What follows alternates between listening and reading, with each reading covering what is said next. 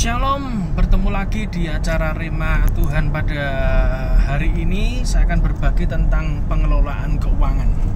Nah, Bapak Ibu sekalian, kita hari ini belajar bagaimana mengelola keuangan dengan baik. Memang tidak ada rumusan yang baku untuk pengelolaan keuangan, karena memang setiap kita itu punya problem masing-masing. Kita punya pergumulan sendiri-sendiri tentang keuangan. Jadi kita tidak bisa membuat sebuah patokan baku bahwa pengelolaan keuangan harus seperti ini. Dan ketika Anda mengikuti banyak seminar pengelolaan keuangan dan kekayaan, maka Anda juga akan banyak hal menerima hal yang baru yang sesuai dengan apa yang dikatakan oleh pembicara gitu. Tetapi bagaimana kita mengelola keuangan secara alkitabiah, itu yang terpenting. Nah, Bapak Ibu sekalian, banyak di antara kita berpikir bahwa hidup ikut Tuhan itu wis pokoke entuk sedina dintekno gitu ya toh. Sesuk dipikir keri. Karena ada di antara kita yang punya keyakinan bahwa berkat Tuhan itu seperti mana surga. Apa itu mana surgawi? Mana surgawi adalah kita ini dapat mana sehari, ya makan untuk sehari sudah cukup.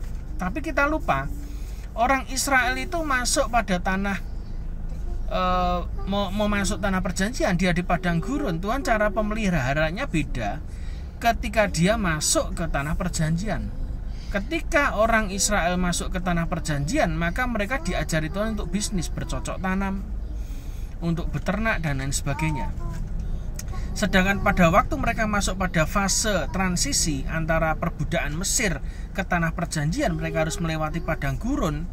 Maka disitulah Tuhan sedang mendidik mereka apa itu iman dan percaya kepada Tuhan. Apa itu percaya kepada Tuhan hari demi hari. Karena itu berkatnya harian gitu. Ada mana yang turun, ada burung puyuh, ada minum dan lain sebagainya. Itu disesuaikan sesuai kebutuhan gitu. Tetapi ketika kita hidup di zaman sekarang, saya percaya ketika kita sudah menerima Yesus, maka berkat Tuhan itu melimpah dalam kehidupan kita. Kita diangkat jadi anak Allah. Kalau kita diangkat jadi anak Allah, ya kita berkatnya berkat Allah, berkat kerajaan surga. Kalau kita mempercayai bahwa ketika kita terima Yesus, kita ini menjadi warga kerajaan surga, maka otomatis setiap berkat kekayaan dalam hidup kita itu ya berkat dari kerajaan surga. Dan di dalam kerajaan surga tidak mengenal kata resesi. Di dalam kerajaan surga tidak mengenal kata krisis. Karena itu Alkitab berkata kita hidup di dalam kerajaan yang tidak tergoncangkan. Jadi jangan lupa, kita terima Yesus, kaya boleh Pak? Ya sangat boleh, malah harus kaya. Supaya apa? Supaya hidup Anda tidak minta-minta, tidak ngerempoti orang lain, menyusahkan orang lain, sehingga Anda bisa jadi berkat kan. Kalau Anda kaya, Anda bisa berbagi. Pokoknya jangan pelit lah. Kaya boleh, tapi jangan pelit. Kayanya kayak Abraham, Ishak dan Yakub, berbagi, kayak Yusuf berbagi. Nah, berbicara pengelolaan kekayaan, ada satu dalam perjanjian lama yang kisah luar biasa, yaitu keturunan daripada Abraham, generasi keempat, yaitu Yusuf.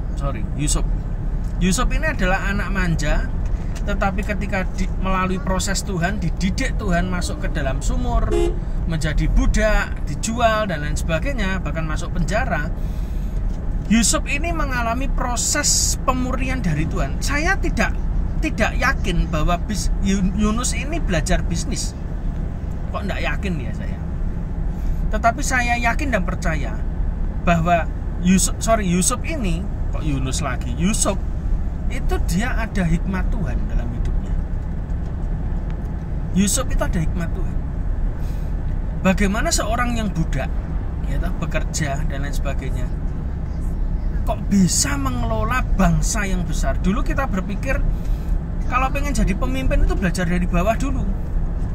Ini saya rasa si Yusuf ini tidak lagi belajar dari bawah, saudara. Belajar dari bawahnya bawah. Karena apa? Cemplung sumur dulu kok. Itu lebih bawah dari bawah. Ini bukan dari nol, tapi dari minus. Apalagi ketika sebelum dia menjadi orang nomor 2 di Mesir, dia masuk penjara lagi. Itu lebih minus lagi. Saya berpikir sumur merupakan tempat terdalam dalam kehidupan Yusuf sebelum dia dijual jadi budak. Ternyata tidak. ada satu tempat yang lebih dalam lagi yang membuat Yusuf dipakai Tuhan, diproses Tuhan di sana, yaitu di penjara. Penjara di Mesir, sekali masuk nggak ngerti keluarnya kapan. Apalagi dia bukan orang Mesir, dia orang Yahudi. Dan singkat cerita, Yusuf ini dapat mimpi, ya toh? Yusuf ini bisa mengartikan mimpi juru minuman dan juru roti. Yang di end of the story kita tahu kemudian Firaun juga bermimpi. Lalu salah satu orang yang di penjara itu yang diartikan mimpinya, yaitu juru minuman itu ingat, oh ada orang di penjara itu yang namanya Yusuf pernah mengartikan mimpi hambamu ini. Lalu dipanggillah Yusuf di hadapan Firaun, disuruh mengartikan mimpi. Dan ketika mimpi itu diartikan, sekejap itu juga Firaun mengangkat Yusuf menjadi orang nomor 2 di Mesir. Dan yang dilakukan adalah ketika masa kelimpahan, 7 tahun pertama masa kelimpahan, maka yang kita tahu adalah satu investasi pengelolaan keuangan yang terbaik yang belum pernah ada. Yusuf ini mewajibkan untuk menyimpan 1/5 atau 20% dari hasil di masa kelimpahan. Untuk apa? Untuk menghadapi 7 tahun berikutnya masa kekeringan. Wih, luar biasa. Jadi di saat itu Yusuf ini benar-benar mempush orang Mesir untuk bercocok tanam, mempersiapkan ladangnya. Bukan 1/10 lagi, 20%. Kalau kita mengenal di gereja itu persepuluhan untuk Tuhan. Ini enggak. Yusuf ini mengelola dan menyimpan 20% disisihkan untuk menghadapi masa kekeringan.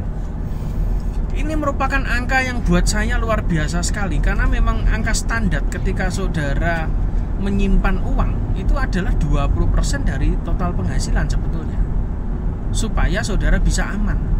Tetapi 20% itu saya yakin Yusuf bukan cuma disimpan, tidak, tapi Yusuf itu terus kelola, terus pola investasi, ditanam lagi, dituai lagi, tanam lagi. Itu tiap 20% disisihkan terus. Dari 20% lagi ditanam lagi, disisihkan lagi. Dan itu terus sampai 7 tahun masa kelimpahan selesai. Maka setelah itu Yusuf memasuki masa kekeringan. Dan kekeringan waktu itu bukan cuma Mesir tok loh saudara, di seluruh muka bumi. Bayangkan. Dan Yusuf itu saya yakin pasti itu bisa, gelarnya gelar PSG pertama itu, ya toh. Kenapa? Karena dia tanpa metode. Pokoknya yang dia tahu adalah 1/5 harus disimpan.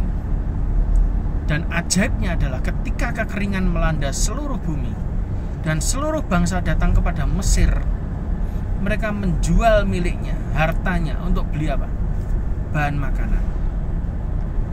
Dan hari itu Yusuf membuat Firaun menjadi raja paling kaya di muka bumi. Luar biasa. Hanya karena apa? Menyisihkan 20%. Makanya kalau Anda punya keuntungan, langsung 20% disisihkan dulu. Saya tidak ngerti kenapa Tuhan bicara ini.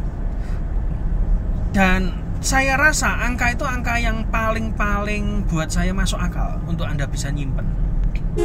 Kalau Anda simpen 20%, 80% Anda bisa gunakan untuk yang lain. Yang 10% untuk perpuluhan, berarti Anda bisa konsumsi untuk yang 70% berikutnya, kebutuhan sehari-hari. Tetapi dari total keuntungan yang kita dapat, 20% sisihkan dulu, simpan dulu, di saving dulu, ditabung dulu. Kenapa? Karena itu penting, angka yang penting menurut saya. Saya tidak ngerti kenapa Tuhan taruh angka itu. Tetapi dalam hal pengelolaan keuangan sangat penting Anda punya savings. Kita tidak ngerti loh, sebentar lagi Pilpres ini seperti apa, ekonomi seperti apa, kita tidak pernah tahu. Dan orang-orang tren kecenderungan konsumen sekarang adalah menyimpan uang, bukan menyimpan barang masalahnya. Jadi saya tidak tahu yang akan terjadi ke depan. Cuman melalui firman Tuhan kali ini, ayo sama-sama kita lakukan yang Yusuf lakukan. Terus terang saya nyampaikan ini, kondisi saya tidak mengerti. Pokoknya tiba-tiba saya ini lagi jemput si Abi pulang KKR, terus tiba-tiba muncul angka 20%, ya saya ingatnya Yusuf itu. Jadi saya sampaikan lewat pesan Tuhan ini. Jadi ayo sama-sama sekarang mulai sisihkan 20%. 20% ditabung, jangan diutek-utek. Sudah, simpen uang itu. Saya percaya someday Anda akan berterima kasih kepada Tuhan karena Anda sudah nurut untuk menyisihkan 20%-nya. Tuhan Yesus memberkati.